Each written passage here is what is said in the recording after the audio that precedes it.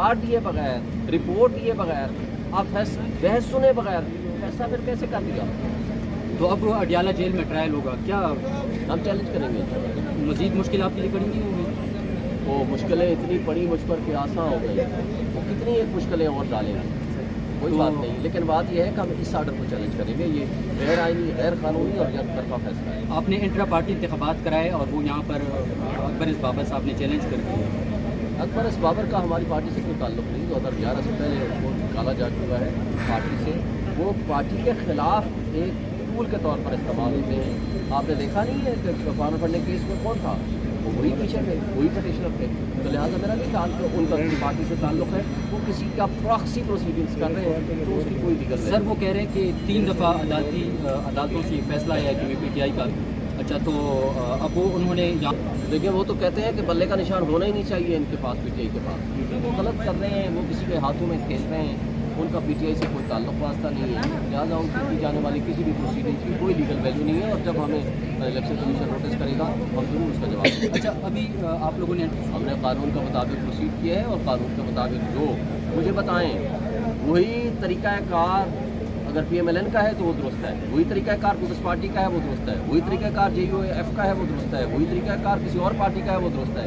صرف P T I کا درست نہیں ہے. تو پھر یہ کہہ دیں کہ ہم نے پی ٹی آئی کو پابندی لگا دی ہے, پھر آپ سیدھی بات کریں نا.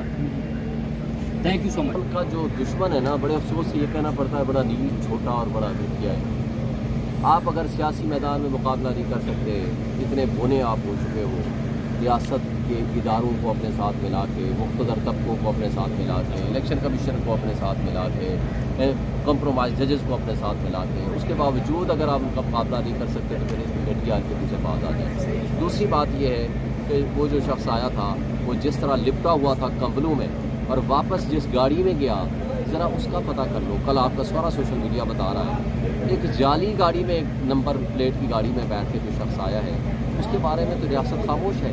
کیا کوئی ایکشن ہوا؟ کیا اس گاڑی کو ٹریس کیا گیا؟ کیا اس کے مالک یا اس کے خلاف کوئی ایکشن ہوا؟ تو ہے تو نوکر آتا ہے وہ برانڈڈ گاڑی میں, اور نہ صرف وہ 50 لاکھ کی برانڈڈ گاڑی میں آتا ہے, اور وہ گاڑی بھی وہ 2 نمبر گاڑی. تو آپ اندازہ لگا لو کہ یہاں رانگ نمبر کہاں سے شروع ہوتے ہیں اور کہاں ختم ہوتے ہیں, اور عدلیہ تک کہاں تک جاتے ہیں. تو میرا خیال ہے یہ چھوٹی اور گھٹیا حرکتیں ان کو زیب نہیں دیتی پاکستانی سوسائٹی میں. ہماری ایک سویلائز سوسائٹی ہے, تو کہیں تو رک جاؤ. مطلب ایک گھٹیا پن میں کہیں تو رک جاؤ. اگر آپ نے کمینگی اور گھٹیا پن کی انتہا کو پہنچنا ہے تو کل کی آپ کی ان الزامات کو لے. اچھا, جو لوگ ہیں وہ آپ کو بھی پتہ ہے, جو لوگ ہیں وہ سب پاکستانیوں کو بھی پتہ ہے, اور نہیں ہے پتہ تو صرف مجھے اور آپ کو نہیں ہے. تو لہٰذا میں یہ سمجھتا ہوں کہ دیکھیں کوئی الزام ہے جو عمران خان پہ نہ لگایا ہو, بتا دیں. میرا خیال ہے پوری دنیا میں واحد شخص ہوگا جس کے اوپر ہر وہ جرم جو ہو سکتا ہے وہ الزام لگایا گیا. کہتے تھے کہ جناب یہ جیل میں ایک ہفتہ نہیں گزار سکتا, تو کوکین کہاں سے آئی گی؟ وہ کدھر گئی ان کی بکواس؟ لیکن رانا ثناءاللہ ان کی بکواس کا تو آپ ان سے پوچھیں کہ شاید ان کو رات کو ملا کرتی ہوگی تو جس کا وہ شاید وہ سمجھتے ہیں کہ ان تک بھی پہنچ جاتی ہے.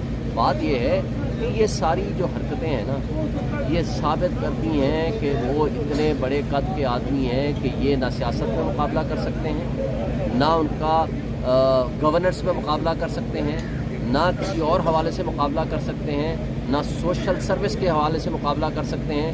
تو پھر جب کوئی شخص آئیڈیاز کا مقابلہ نہ کر سکے تو پھر وہ الزامات پہ آیا کرتا ہے. جب وہ الزامات پہ آتا ہے تو اس کی بھی کوئی لمٹ نہیں رہتی, جو آپ نے دیکھ لیا ہے. ہر الزامات کے باوجود آج پوری قوم عمران خان کے ساتھ کھڑی ہیں. اللہ نے جتنی اس کو عزت دی ہے پاکستان کے معاشرے میں آج تک کسی کو اتنی عزت نہیں ملی.